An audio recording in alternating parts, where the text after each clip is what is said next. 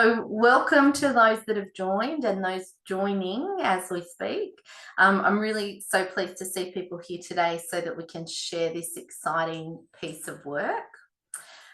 Before we move into the presentation proper today, I do have a little bit of housekeeping, so I'll just quickly go through that. I would like to let you know that we are recording the webinar today and that this will be posted on our website for anybody who couldn't make it or anybody that would like to watch it again. As a reminder, you'll only be able to see the speakers because we've turned off your microphones and cameras.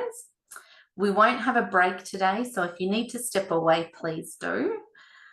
We have turned on live captioning and you can select that option in your toolbar if that is appropriate for you. Please use the chat function for any questions or if you need any assistance with anything today. We've got Alice monitoring the chat for us. And finally, in terms of housekeeping, we would like this space to be respectful and safe for all participants. So we would ask everybody to treat each other with respect and share any thoughts or questions with kindness and consideration, please.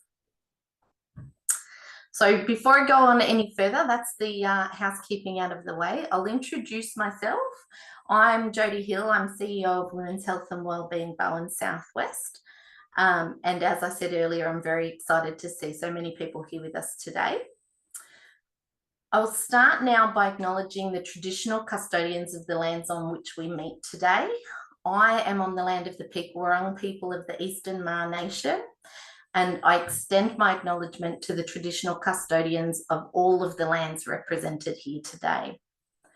I offer my respect to elders past, present and emerging, and to all First Nations people present. And I recognise the powerful connection that First Nations people have to this land, their enduring culture and their ongoing contribution to our communities. I want to use this moment, a year on from the Voice referendum, to recognise the intersection between cultural respect and gender equality. In this space, we recognise the vital work of feminist organisations and individuals committed to creating a safer and more equitable world for all women, and one where all voices are heard and valued. So thank you for following along with me so far. Can see more and more people joining, so that's wonderful. But we can now move into the main event of our session today. At Women's Health and Wellbeing Barwon Southwest, we are committed to improving the lives of women across our region. We aim for all women to be safe, healthy and equal. Key to taking positive action is having a very clear understanding of the issues that the women of our region are facing. And that's precisely what the piece of work we're here for today is all about. So without any further delay, it's my pleasure to hand over to our very own Jacinta Lenehan, who will introduce this important report.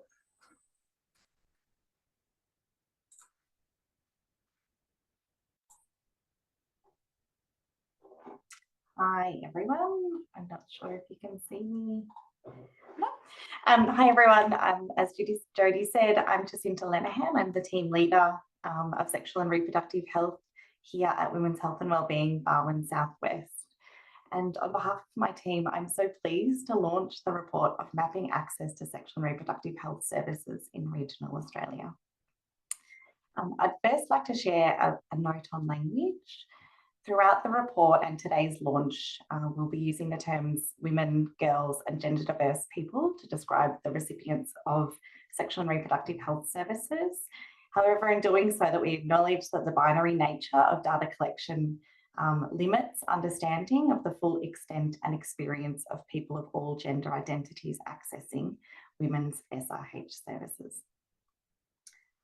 This important research is made possible through our collaboration with Deakin University and the Centre for Australian Research into Access, with special acknowledgement to Associate Research Fellow Sarah Wood for her tireless work on this project. This report provides a clear picture of the current barriers and facilitators to accessing sexual and reproductive health services. It gives language to the geographical and non-geographical aspects of service access and the specific barriers that rural and regional women, girls, and gender diverse people face when accessing services. The report is designed not to critique the wonderful professionals and health services working tirelessly to meet the needs of women in our region, but rather it's to identify opportunities to improve service access and establish the evidence that decision makers need to address the barriers. Our aim is that this report provides a starting point for stakeholder conversation and collaboration in order to comprehensively understand the supply and demand landscape so that together we can develop tailored strategies that address SRH service access and equity across the region. I think that's enough from me as a starter. I'd like to share now a video where our CEO Jody and Deakin researcher Sarah will share more about this piece of work.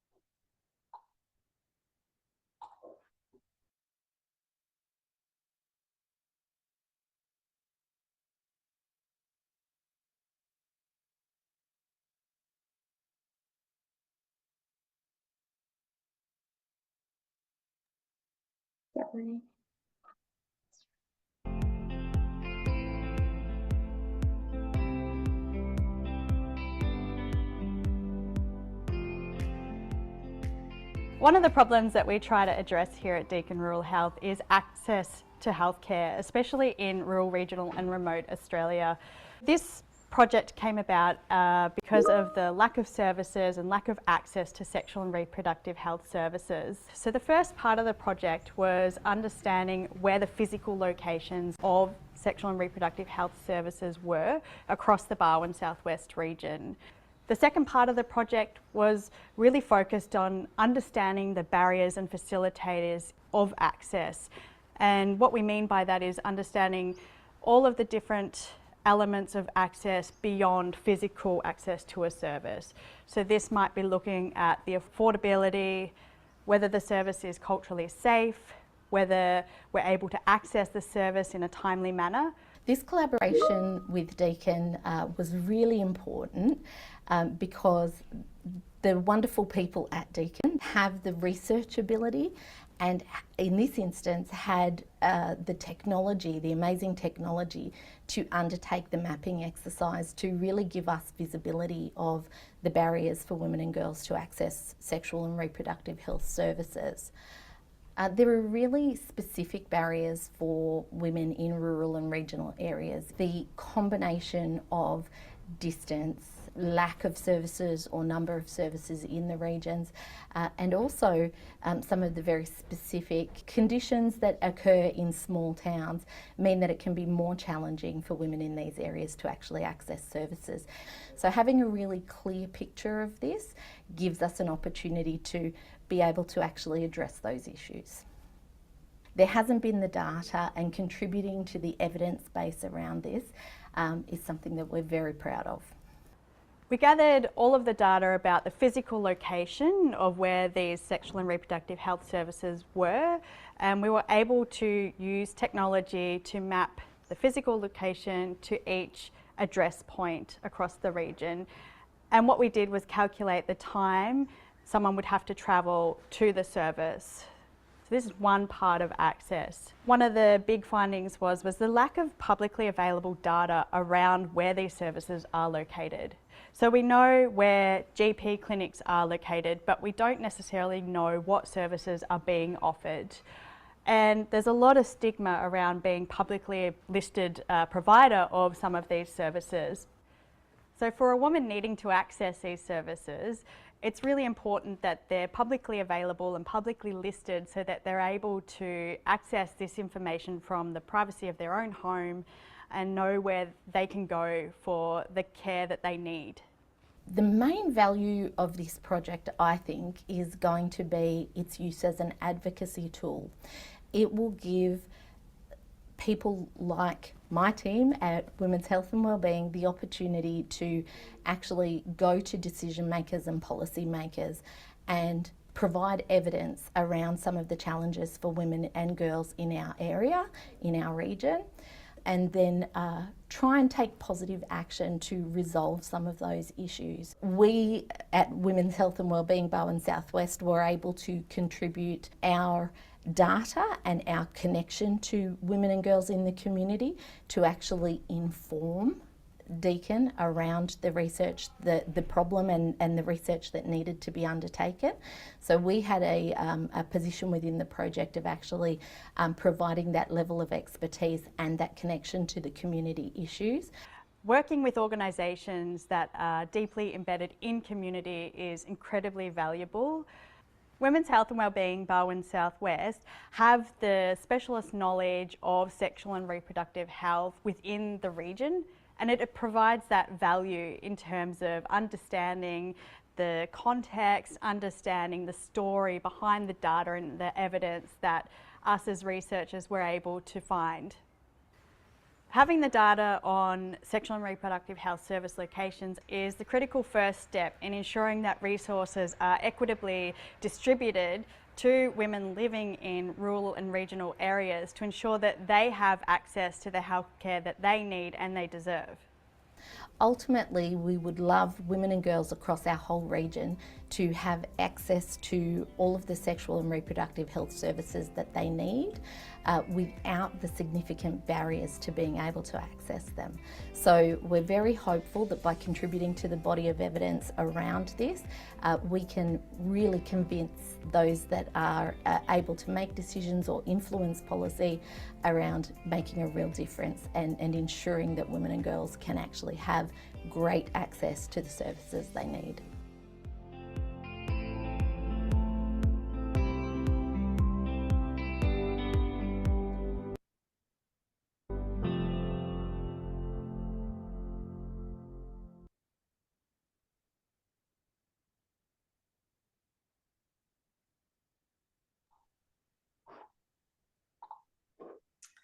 I'd like to now warmly welcome and introduce Sarah Wood, Associate Research Fellow at Deakin Rural Health and the Centre for Australian Research into Access. Sarah's research is in the field of health geography, focusing on addressing health equity and access in rural populations. And Sarah's here to speak with us to share the research and her findings.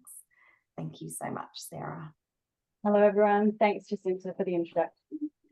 Today I'm going to provide a brief overview of this project that we undertook to examine access to SRH services in the Barwon Southwest.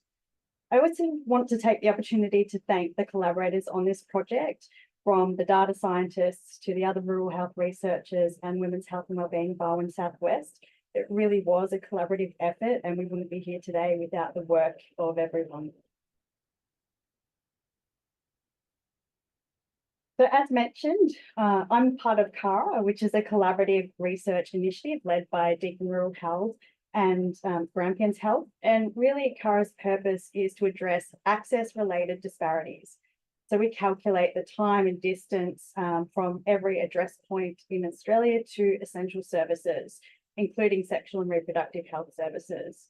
So we collect the data and then provide those to researchers and organisations to support decision-making, like Women's Health and Wellbeing Barwon Southwest.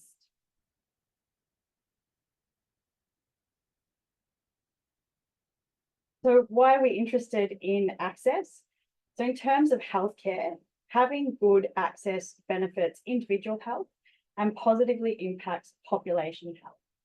Poor access contributes to health inequities and increases the disease burden.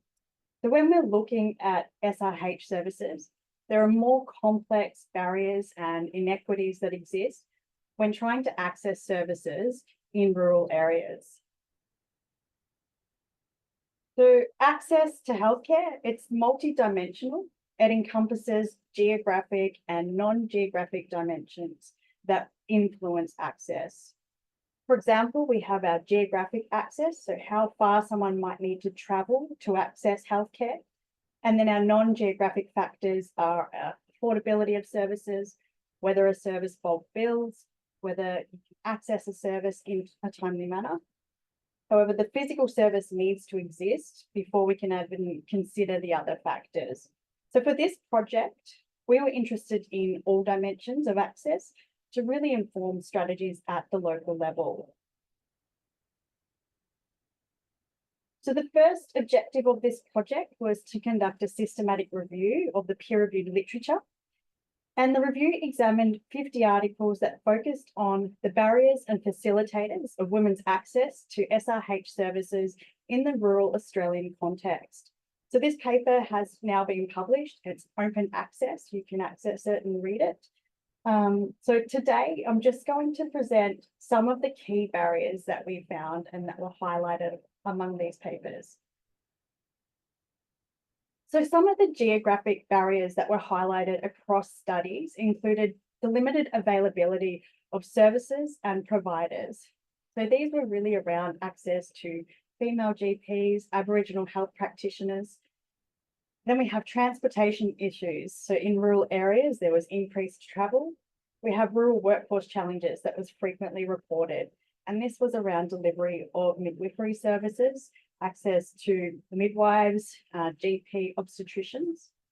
And our non-geographic barriers were limited awareness of services. This was reported from the perspective of women. They didn't know where they could go to access services in their areas or in their towns. There was fragmented healthcare pathways that were reported from the provider's perspective. Sometimes they didn't know where to refer women to. Difficulties in navigating the health system that was reported from women's perspectives. They didn't know where to go to access the care that they needed. Negative provider attitudes. This was reported frequently across many studies, across different service delivery models. There was stigma reported from providers' perspectives as well as women. And then the financial burdens. So these were really around the direct and indirect costs associated with accessing some services. The direct cost being the cost of the service itself, and the indirect cost being if someone needed to travel, if they needed to have overnight stay, whether they had to pay for childcare or take time off work. So the second part of this project was the spatial mapping and analysis of the Barwon Southwest. So the aim of this was to identify SRH services and where the gaps were to support women's health and wellbeing Barwon Southwest in strategic planning and advocacy. So when we're talking about SRH services, it's quite broad and it covers a wide range of healthcare needs across the lifespan. So they can be classified into 4 main areas. So our health promotion and prevention. So this is focused on improving health and preventing ill health. We have our primary healthcare services, which is the first point of contact of the health system. And then specialist care, which is those where they may need to be referred onto a specialist or with complex health conditions. And then our hospitals, which is our admitted and non-admitted patients.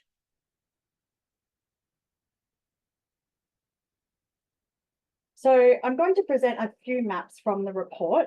We looked at a bunch of different services, but I'll just go through some of those. So this first one is access to GP services, and this is GP physical locations. So we calculated the time someone would need to travel across through the road network to access one of these services. Now we can do analysis at any spatial unit.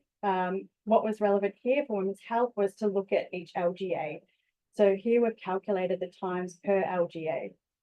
Across the whole Barwon Southwest, the average travel time was 5 minutes. However, when we look at some of these LGAs, there was disparities in the travel times. So in Clarke, Shire, someone might need to travel 70 minutes to access a GP.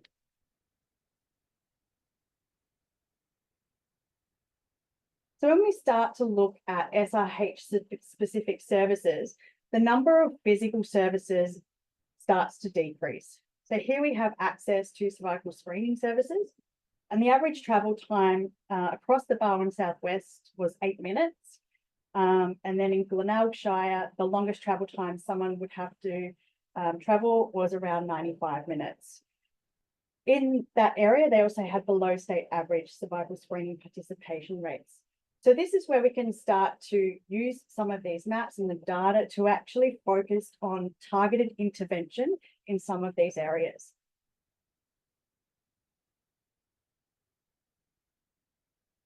Now we're looking at long-acting reversible contraceptive methods, and this is IUD, so intrauterine device. And you can see that the number of services starts to decrease further. The average travel time for an IUD was around 16 minutes across the Barwon Southwest, with the longest travel times found in Glenelg, which was around 100 minutes.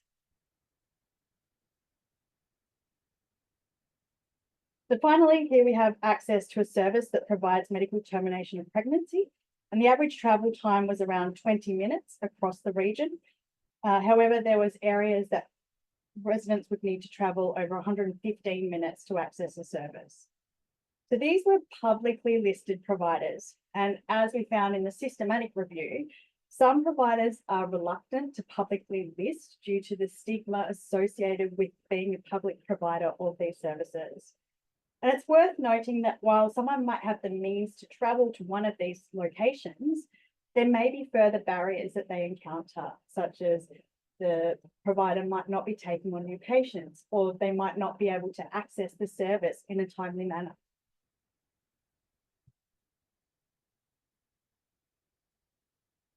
So from a research perspective, I just want to make a final few points. So we have the capability and we have the technology to analyze services nationally, and we're already doing this with services that have good registers in terms of where they are located. In terms of SRH, there are gaps in service offerings. So there's limitations in understanding what services are offered within, say, a GP location. And the data is fragmented. So there's no national list of providers. And there is some data collected at the state level through individual agencies. But really there needs to be collaboration among local, state and national stakeholders if we are really wanting to progress this work and understand SRH access in this country and to create a more equitable healthcare system.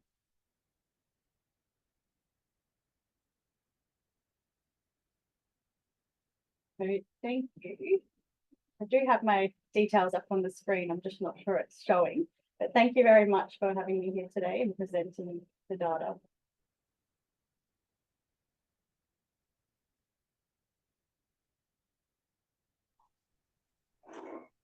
Thanks, Sarah. I think one of the particularly interesting things for me being involved in this research piece and looking at service access in the Barwon Southwest is really the complexity of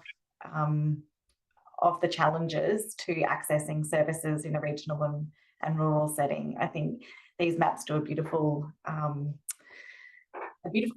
demonstration of the geographic limits to access in our region and just how far some women need to travel to access these services. But it really is just that first step of the picture. And once we start adding in all of the other complexities around access, it really paints a pretty compelling picture, I think, for action and change to make some improvements to the healthcare system. We're flying through today's webinar, but we'll keep moving on. I'd like to now invite our panel members to share some thoughts on a few questions prompted by the findings of the report. And we will have opportunity. We've got lots of people. We've got 55 participants in this webinar as well. So I invite audience participation as well. I can see we've got a couple of comments and questions coming through the chat. Yes, there may be some opportunity for some wider discussion. So joining Sarah on our panel today, we have Dr. Naomi Clarke, Dr. Naomi Clarke is a public health physician based at the Barwon Southwest Public Health Unit. Prior to working at the Public Health Unit, Naomi worked as a public health registrar at ACT Health, worked clinically in paediatrics and neonatology, and completed a PhD in neglected tropical diseases. She has a wide range of public health interests, including communicable disease control and sexual and reproductive health. We had also hoped to be joined by Janae Kerr, a women's health nurse and midwife at Western District Health Service. Janae coordinates a free women's health clinic alongside a female GP and is a trained cervical screening provider. Janae is a registered nurse and midwife working in a maternity ward in antenatal, intrapartum and postnatal care. Janae is passionate about improving the health of women and adolescents through access to judgment-free reproductive healthcare and health promotion. She delivers puberty and sexual health education programs to local primary and secondary schools and parenting groups. However, in a somewhat perfect example highlighting the challenges of sexual and reproductive health service delivery in a rural area like Hamilton, Janae is today busy on the maternity floor. At last minute, she sent me a message saying, I can't make it, it's become chaos. But I think that really highlights one of the challenges of rural delivery of sexual and reproductive health service when we have, the one women's health nurse running a clinic is also helping deliver babies. So I'd like to invite, Sarah and Naomi. So we'll start with questions. We've got a couple of questions to get through, and like I said, very much welcome audience contribution as well. With the launch of this report, we have some visibility of access issues for rural women in our region, and we're curious to hear what is the biggest risk of failing to act on making change. Naomi, I'm wondering if you might kick us off. Sure, thanks, Jacinta, and I'll just start by saying thank you so much for inviting myself as a representative of the Barwon Southwest Public Health Unit to be part of this panel. The Public Health Unit services the entire Barwon Southwest region, so the 9 LGAs mentioned in the this report, and additionally the Golden Plains local government area. And it's really great to be involved today and to hear about the fantastic work that Women's Health and Wellbeing Barwon Southwest and Deakin University have done on this project, which, as you said, Jacinta, really highlights some of the, between the systematic review and the geospatial mapping, really paints a very compelling picture of the barriers. It's a shame that we don't have someone on the panel today who's involved in active service delivery, but very happy to speak to some of these issues from the sort of higher level public health perspective. And as Jacinta mentioned, if there's any service delivery providers who'd like to weigh in with their thoughts on these questions, we'd really value that contribution. So I guess at the most basic level, a failure to, act on these access issues facing women living in more regional and rural and remote areas is of widening inequity. So we know that there's already inequity in health outcomes for women and people living in rural and remote areas, and that increases with increasing remoteness, as well as inequities in risk factors for disease and poor health outcomes, as mentioned. And on top of this, this basic inequity by geographical region, then we've got intersectional issues. So there's even broader inequity than when you look at, for example, women with a disability, women who come from culturally and linguistically diverse backgrounds, Aboriginal and Torres Strait Islander women, just to name a few. And so I think, broad strokes, the biggest risk of these access issues and failing to improve on these is just deepening and widening of that inequity, which has far-reaching consequences and is essentially, self-perpetuating. Poorer health outcomes, further perpetuates those inequities, really. The other thing I wanted to, speaking more specifically and from the point of view of sexually transmissible infections, which is a big part of the focus in the health protection space at the Public Health Unit. There's a current active outbreak of Mpox, formerly known as monkeypox, and there's also an ongoing, quite significant outbreak of syphilis or increased cases of syphilis across Australia.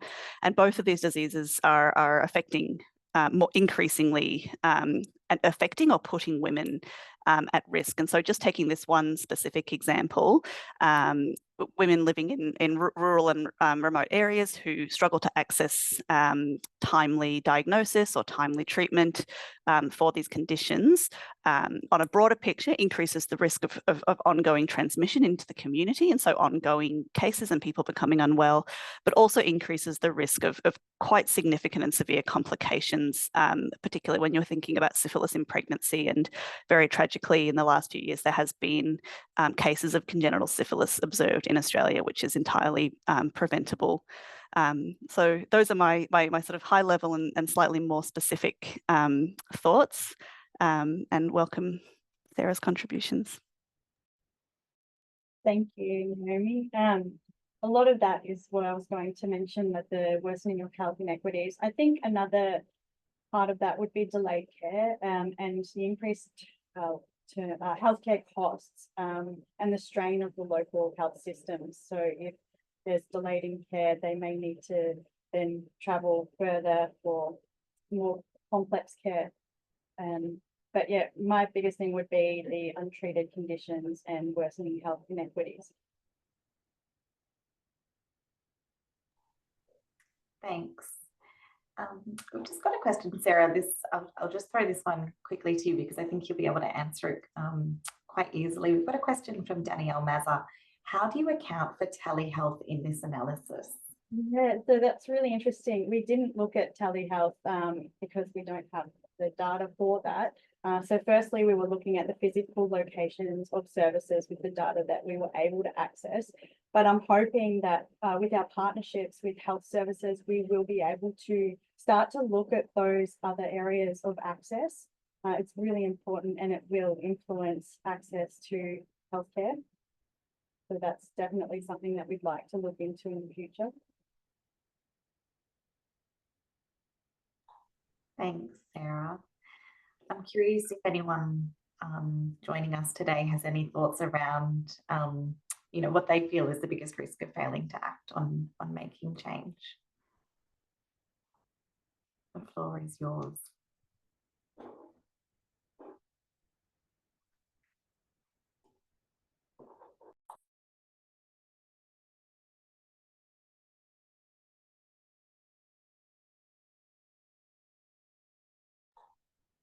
Silence. We'll move on to question 2. Lack of public-facing service information is identified in the report as a barrier to access. At face value, this looks like it could be a quick win. I'm curious from your perspectives and understanding that neither of you are in service delivery at the moment. How can we encourage providers to ensure all services are publicly listed? And I'd be curious to hear from service providers in this one as well. Thanks. Maybe Naomi? Yeah, sure.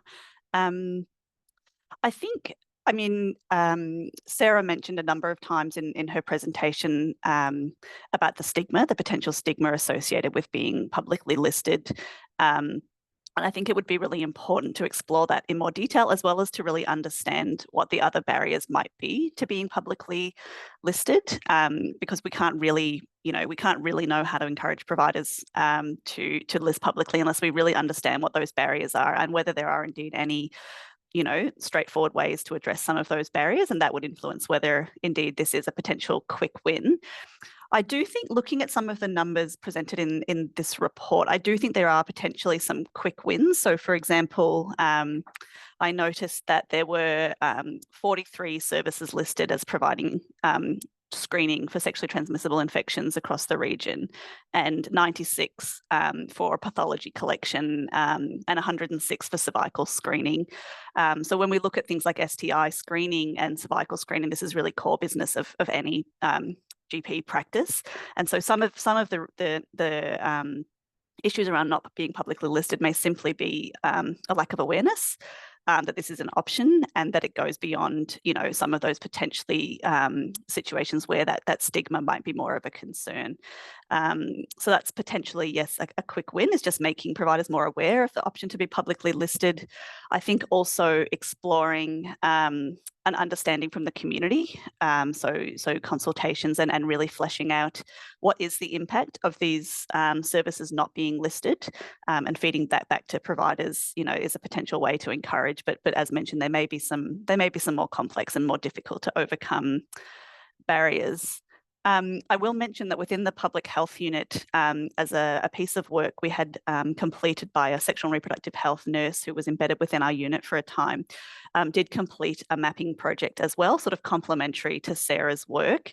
So not so much focusing on the geospatial access, but just trying to map out what providers are in our region and what services are they providing, using both publicly available data, but also some data that's not publicly available that was identified through local connections and local knowledge. And even within that mapping, there were some providers who still didn't want to be listed, even though that was never planned to be sort of a public facing resource. And so I think we may need to think of other ways. If providers aren't wanting to be listed publicly, are there other ways that providers can sort of have their services known, but without being publicly listed? And so a couple of things that I had thought about were the use of health pathways, which is a resource run through primary health networks that is a really valuable resource for GPs and includes referral options for various different presentations. Whilst health pathways does tend to link into 1-800 My Options, there are also local referral options presented. And so it may be that providers are happy to be listed on a resource for clinicians, but not so much on a public resource. And while that won't solve the issue for all, often women looking for care aren't with a clinician, they are in fact, at home. But that said, there are other options that we could think about, and certainly within the public health unit, when we're involved in following up notifications of sexually transmissible infections, which are notifiable to the Department of Health, we're able to be a resource for clinicians then in linking into appropriate care if more specialist care is required. Those are a few thoughts. I'm sure there are many others that healthcare providers would be able to speak to. Sarah, I'm curious if from the data perspective and the systematic review, if there's anything that you'd like to add. I think the first step, as Naomi was mentioning, so really like understanding where services are located was the first step of this project. But in the recommendations, I've put down that there really needs to be that community consultation to understand from women trying to access these services, but also the providers' perspectives about some of those barriers and maybe why they don't want to be listed. But I think collaboration is definitely the way forward with potentially the PHN and other organisations that work closely with providers. And that's all, in the future. Beautiful, thank you. I'm curious if anyone that provides services has any thoughts around this issue and how we encourage providers to publicly list services.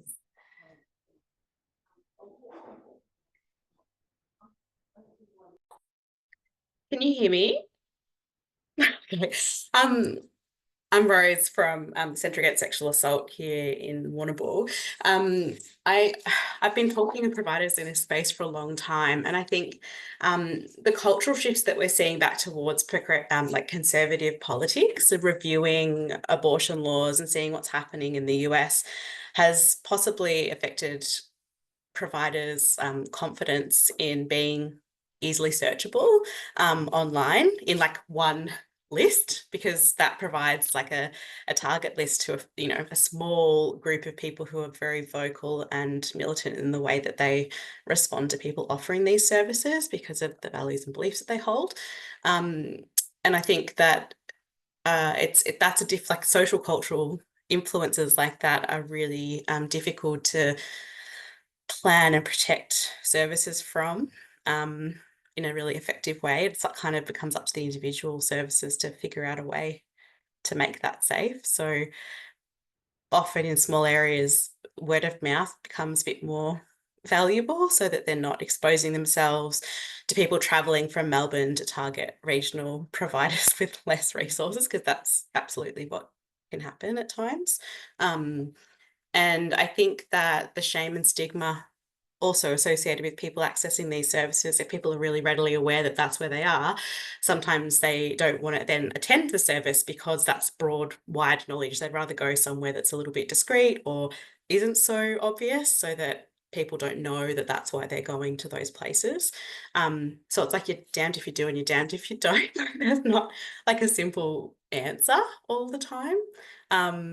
I also think in terms of the lack of comprehensive sexuality education, relational education, people might not actually know like the terms to search, what services they're trying to access. So the health literacy isn't there at even a basic level to be able to then figure out who they need to see, and they're more reliant on again, that word of mouth, or chatting to their friends, or not chatting to their friends and just silently suffering without any support. So that's kind of my little summary of what I think might be contributing to it. Thanks, Rose. That's such a fantastic contribution, and I wholeheartedly agree on the education piece.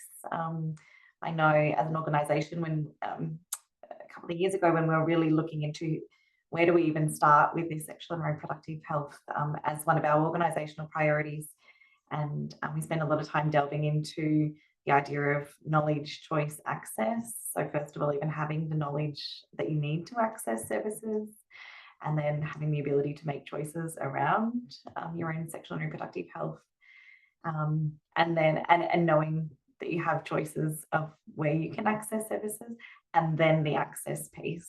So yeah, it's really complex and multidimensional. Chloe would like to share something as well. Thank you, Chloe. Hello, everyone. I am a physio. I work across the public and private sectors, so I have a bit of an insight in terms of referrals from that situation. So I think in the public sector, it's really difficult because a lot of the time we're encouraged not to refer directly to a private provider because we don't want to be seen to be obviously favouring one provider over another. And I think that is really important to maintain, definitely. But I think then it just limits the advice that we can give to women because we can't give them direct advice on who could actually help them with their specific problem, because there is lots of providers who specialise in different areas, and then you have that issue of not being able to refer them to who they need. And I think then from a private perspective, I think a lot of people do really struggle with what someone else put in the comments in terms of how we advertise, and also like SEO and things like that, because as you said, a lot of people are just Googling, they're not going to a provider to get that referral. And so then I think when people are looking for things, they're not using the right search terms, or those keywords aren't in your website or those sorts of things. So it's just a real challenge in that. And I've worked quite a lot in, I guess, getting my SEO kind of to improve the keyword searches that people are putting in for the services that they need. So I think there's definitely work in training private providers in that as well. Thanks, Chloe. I think Michelle from Academia Health has made a similar kind of comment in the chat around some of our language in advertising may not be obvious either, like medical termination of pregnancy. So yeah, using accessible language. Bianca, the PHN, has her hand up. Thank you, Bianca. Oh, hi. Congratulations, Women's Health and Wellbeing, and Sarah, Cara and Deakin. Great presentation, and really great to see everyone who's here in this room. I think this is probably my answer to what needs to happen next, is this, getting everyone in the same space. And as you both know, PHN, we ran a 12-month inquiry into the women's health and the needs of primary care in terms of the Victorian Sexual Health, Reproductive Health Strategy, which I was the GP and regional advisor to for state government. So I think what I think is needed in this region is the connecting of the dots, which I think you're in a great place for women's health and sorry, it's very hard to say your name. You got Barwon Southwest Women's Health Promotion, and now with the public health unit in place, I think this is where it's really time to join strategies and connect the dots, because I think what we have is a lot of people doing a lot of things and a lot of mapping happening. So when we started our inquiry, we said everyone's mapping, we're all responding to this strategy, how do we now bring everything together? So I think that now is really a great opportunity to do that. There's great state government investment, both in women's health promotion, in the Barwon Southwest health units, with some of the offerings around the women's health funding that's coming. And I know a lot of people on this call kind of have had a bit to do with that. And it sounds like the launch of some of their work is come today. And as you know, there's some federal stuff as well. So there's also people here who've got some federal funding, but it is still patchy. And I think we are in this place where we've all got this patchy funding and perhaps working away in our own patches, but with that, you know, we're more than the sum of our parts. I think we could do some really good things. So yeah, I just want to welcome that, those connections, and I think it'd be great to get together and think strategically about what we all do and how we can kind of leverage what everyone's doing. So yeah, from our perspective, we've done a 12-month workforce development, health pathways review. You know, we've kind of done a lot of housekeeping. We've done a lot of data. We're going to be interrogating data around access and equity. So from a PHM perspective, so I think there's a lot of resources that could be pulled towards better understanding of care needs and better care connections. So yeah, that's kind of my 10 cents worth. Thanks. Thanks, Bianca. I wholeheartedly agree. And I think, yeah, the timing feels very opportune at the moment. I think there's just such a huge momentum and groundswell around access to these services. It's a really good opportunity for us to all come together and start doing something. Yeah. And on that, actually, I just heard yesterday in the Mirror report, Australia is the #1 country of the 12 in this Mirror report. We're #1 in terms of health outcomes, but we're #9 in terms of access. So agreed. I think access and connected services, I think we scored #5. So it's connecting people's pathways and access that really is where, you know, that's the kind of underneath that report. Thanks. Interesting. Thank you. Alex, I think you had your hand up next. Thank you. Yes, and it kind of, I'm not sure if you can see me or what my camera's doing. Turn that back off. Yeah, those who've ever spoken to me for longer than 2 minutes would know how passionate I am about collaboration and working together. So I think this is a great opportunity, and it's not just, I guess, you know, a health issue. It's not just a health promotion issue. I work for Melly, and we're you know, we provide services who work with vulnerable families. So, you know, getting your community services in your local councils, it's everyone's problem, everyone's issue, and we need to work really cross-sectorally around this. And I think that's where there's real power in this. And look, I just had a quick look at the participants, and it's great to see such a diverse group come together and get behind this. So yeah, that's exciting. Thanks, Alex. I agree. Anna, I think you had your hand up next too. I think there's a bit of a theme actually happening, Jacinta. So I just wanted to echo what Bianca was saying, and I think what Alex has since said. So I think there's enormous opportunity to use this as a catalyst to get all the dots joined, or as many of the dots as you can get into one place across the Barwon Southwest region. I think that'd be a fantastic role for women's health and wellbeing to do that. And certainly I'm happy to be called on if you want to bring everyone together as well from a Barwon Health perspective. Sorry, I should have introduced myself. People who don't know who I am, Anna Burgess. I'm the Chief Strategy and Planning Officer here at Barwon Health. Thank you. Thank you, Anna. I will absolutely take you up on that offer. We'll connect afterwards. Britt, I can see that your hand is up as well.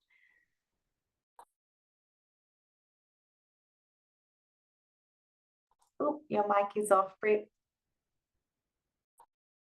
And I said some really groundbreaking stuff in that time, I promise you. Hello, thank you, Jacinta. My name is Britt. I'm the rural worker for YACVIC, Youth Affairs Council Victoria. So really just wanting to bring the youth lens into the conversation, and such positive, you know, things to say. Obviously, the worry or the concern is that if these services aren't posted publicly, we know that young people often aren't going to access them. They often won't, sometimes really struggle to even make a phone call to inquire about these services. And to point to that, the success that we've had to promote the Sexual and Reproductive Health Hub at Community Health in Warrnambool, we created TikToks and Instagram posts and things like that to get the word out and make that a really friendly looking service for young people. And Nikki's done an incredible job, the nurse manager there. So yeah, it is a concern that if they aren't posted publicly, young people won't access them. But in saying that, young people are looking for these services, so they are going to access them, and the long-term outcomes of young people being much more comfortable with sexual health in general, they're teaching their parents that this is not a scary thing. Of course, I'm going to go get a sexual health screen. Of course, I'm going to take care of my sexual health. And so I think that's the kind of flip side of these community and social perspectives being sometimes negative, that I think young people really are spearheading the change in attitude. And we at YACVIC are really keen to continue to support young people to drive that change, specifically with our Yeah Nah project. I think some of you know about our Yeah Nah project, but we've just been funded for another year of peer-led affirmative consent education workshops. So yeah, really, really interested to connect about that, but they are doing that, and they're really keen to change perspectives. So yeah, thanks so much. Thanks, Britt. I can see Stephanie's hand up, so we'll hand to Stephanie, and then I've just got one more quick question for our panel before we wrap up today. Thanks. Hi, everyone. I'm Stephanie. I'm from Women's Health Grampians. I just wanted to reiterate again the importance of that youth focus.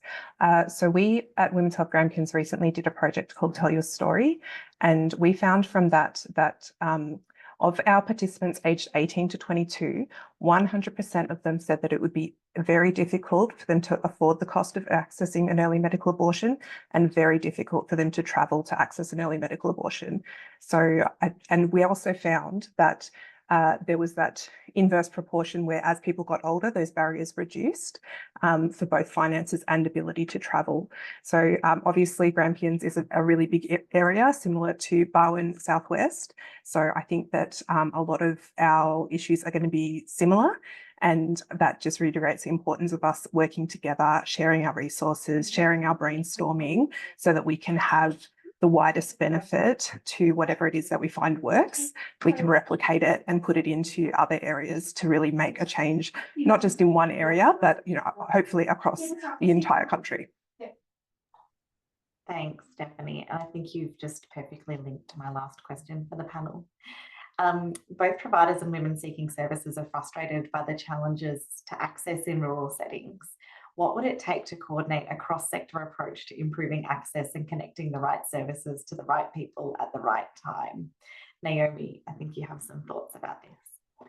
I mean, this is a huge question, and I think we've actually, I really want to thank everyone in the audience who's contributed to this discussion. I think, hearing from the PHN and from so many service providers across different types of service provision was really it was really inspirational, actually. And on that note, Sarah and I were both fortunate enough to attend a meeting at Women's Health and Wellbeing Barwon Southwest just a few months ago that brought together a number of, quite a few different providers in the sexual and reproductive health space. And it was really an enriching and inspirational day that stayed with me, for a few days afterwards, just hearing the passion across the region. And I think, the ultimate goal of a fully linked, full cross-sectoral, all of region approach to sexual and reproductive health, where people know where they can go to access sexual and reproductive health services. People know they can access culturally safe, affordable, appropriate sexual and reproductive health services free of stigma. Where providers know where they can send people. I think that's the ultimate dream. As to what it takes, that's a harder question, but I really do want to highlight that I think the report that that Women's Health and Wellbeing and Sarah have put together, the mapping, is a fantastic start, because we can't start trying to work in a cross-sectoral approach when we don't know, what's out there and what's being done. I think bringing together people, so like today and like that meeting we held at Women's Health and Wellbeing Barwon Southwest, and thank you again to you guys for pulling that together. I think that's where it starts. It starts by bringing together people who are passionate, people who are in the space, and getting everyone in the room together, talking about what that looks like, and then obviously there's a large advocacy piece that would need to happen around that. I think a few other things that could enable a move towards that space are sort of a shared access to data and understanding of the services available and the barriers and the outcomes, and an ongoing sort of community of practice to bring partners together.